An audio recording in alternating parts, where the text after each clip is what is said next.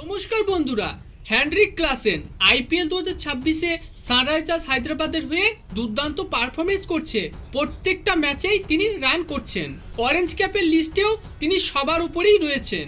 ভারতীয় ওপেনারদের মধ্যে দুর্দান্ত কম্পিটিশন চলছে, কে এই অরেঞ্জ ক্যাপ জিতবে। তার মধ্যে হেনরিক ক্লাসেন একমাত্র বিদেশি ও তিনি ওপেনারও নন। বিরাট কোহলি ও রোহিত শর্মা ছাড়া ভারতীয় বাকি ওপেনাররা সকলেই টি-20 দলে সুযোগ পাওয়ার জন্য মুখিয়ে আছে এবং দুর্দান্ত পারফরমেন্স করছে। কেএল রাহুল, অভিষেক শর্মা, বৈভব সূর্যবংশী, সঞ্জু স্যামসন, সাই সুদর্শন, বিরাট কোহলি, শুভমান গিল, পপসিমরান সিং, রোহিত শর্মা, রাইল রিকালটন এরা দুর্দান্ত পারফরমেন্স করে অরেঞ্জ ক্যাপের লিস্টে এগিয়ে রয়েছে এবং হেনরিক ক্লাসেনও এই লিস্টে সবার ওপরেই রয়েছেন। আইপিএল 2026-এ অরেঞ্জ ক্যাপের লিস্টে থাকা একমাত্র ওপেনার নন হেনরিক ক্লাসেন।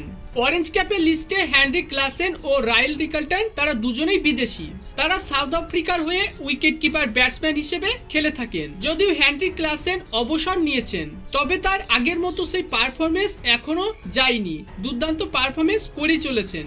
পাঞ্জাবের বিপক্ষে দুর্দান্ত পারফরমেন্স করে অরেঞ্জ ক্যাপের লিস্টে সবার ওপরে এগিয়ে এসছেন। আর এখনো পর্যন্ত মোট রান সংগ্রহ হচ্ছে 494, স্ট্রাইক রেট 160-এর ওপরে।